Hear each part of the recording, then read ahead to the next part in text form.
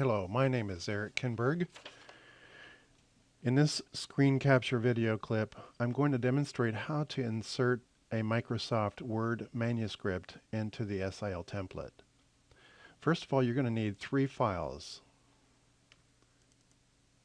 your template,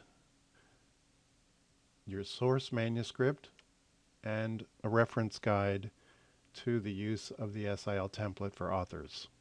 We're assuming that your manuscript is in Word 2007 or 2010 or later. Previous versions will work, but the instructions are set up for Microsoft 2007. Setting up, one of the first things you're going to want to do is to store your originals in a folder separate from your working documents. So in your original folder, you've got the same three documents as you do here in your working space. The objectives are to familiarize ourselves with the paragraph and character styles right in the quick reference guide. And then second, we're going to insert your manuscript into the template and then apply the styles to your manuscript. Okay, so let's go into the reference guide. And the steps that we're going to follow are on pages 1 through 3. First of all, prepare your documents. Second, paste your source manuscript into an SIL template. Apply the paragraph styles and apply the character styles. Pages 4 through 9 illustrate what the styles look like. And so we're going to look at those before we insert your manuscript into the template. We're going to practice working with the styles a little bit. Going back to step 1, preparation. We have our files stored together and the originals in one folder, the working documents in a separate folder. Print the reference document. You can have a hard copy of that to refer to, and also open and print your manuscript. You're going to want to use that as a reference as we go through this exercise. Okay, before we go into the insertion of your manuscript to the template, let's practice the use of these styles. Select the non-print characters button.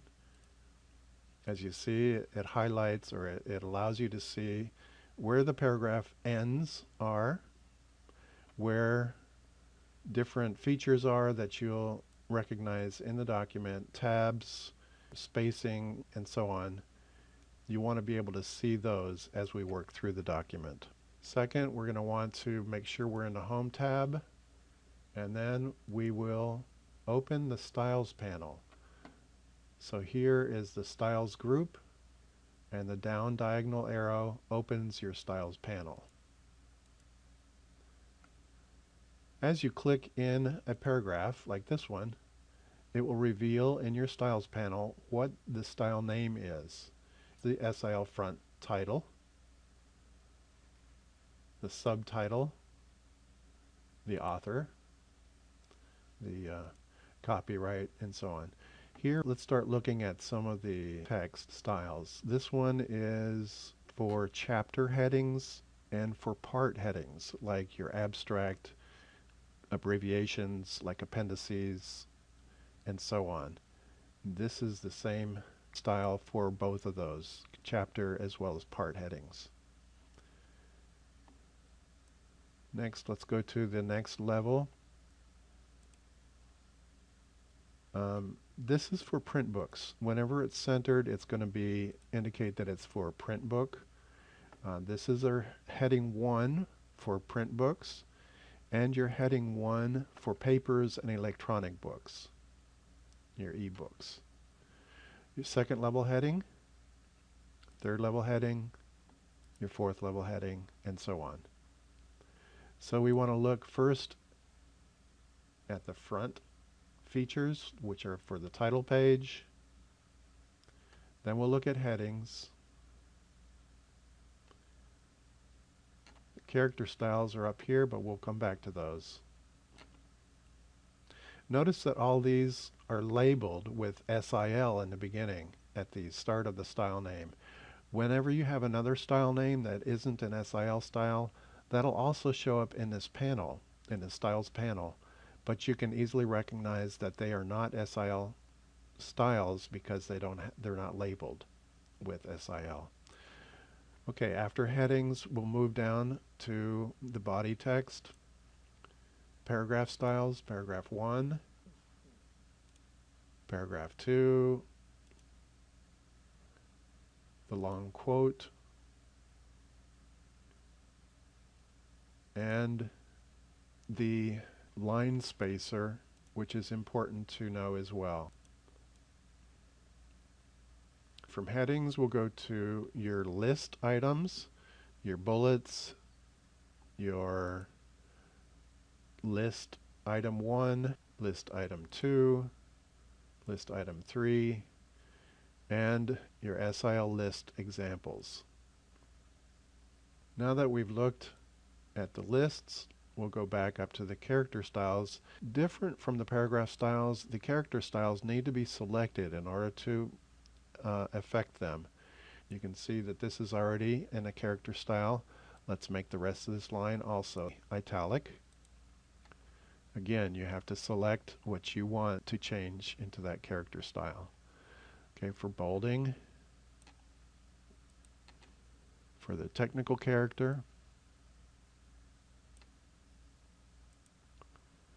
for underlining, the vernacular style, the vernacular emphatic, the vernacular underline, and so on. Footnote number will raise to a superscript, whatever you select. And then the table note reference is used to raise 3 points.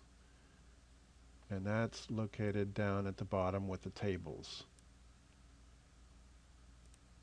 At this point, let's practice inserting your document into the template. So we'll close this for the moment. And we'll open your template. Be careful to right-click your mouse and then select Open. Do not double-click or it'll convert it into a document rather than a template. So open it as a template. Make sure your Home tab is selected. Reveal your Styles panel. Now let's open your source manuscript. We're going to remove all the formatting and then we will reformat as a practice document. Once you're in your, what we're going to call your source manuscript, then you will select everything with Control A, open your Styles panel, Home tab, diagonal arrow, and then clear all. Select or copy everything. So with your Control C, you can copy and then close this. And we're going to paste special now into your template, which will become your destination manuscript. So selecting the down arrow under paste and then paste special, formatted text RTF, and then OK. We've got the whole document now pasted in without formatting. Let's make sure that the non-print character button has been selected, and then we'll begin actually to work in the destination manuscript. We'll start out with the title page, the front styles. So your title, your subtitle, author, publisher and year,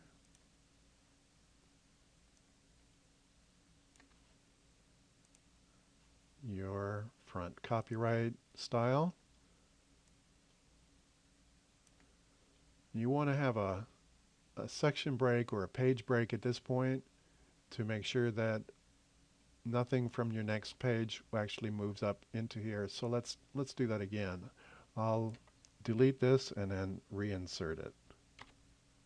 So let's insert a page break. Your abstract then would be your chapter heading. And if this is a paper, it will be flush left. If it was a book, it would be centered with this style. Your text then would be your paragraph 1 style. And following that, you will have a page break as well. Following all of your part headings and your chapter headings, you will start a new page. We'll use the center chapter heading. Now, this is where you're going to need your printout of your original so that you can go back through and set it up the way that your original was set up. In this case, we had bullets.